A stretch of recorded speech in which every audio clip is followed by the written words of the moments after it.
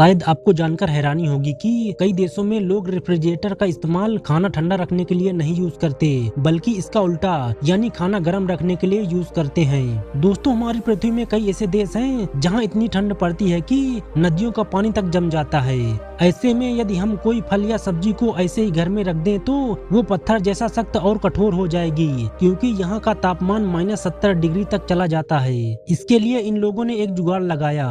ये लोग फ्रिज में खाने की चीजें रखते हैं और उसी हिसाब से फ्रिज का तापमान सेट कर देते हैं। मान लो घर का तापमान है -50 डिग्री, तो ये लोग फ्रिज का तापमान 50 डिग्री पे सेट कर देते हैं। इस तरह लॉजिकली देखा जाए तो ये लोग फ्रिज का इस्तेमाल खाना गर्म रखने के लिए यूज करते हैं।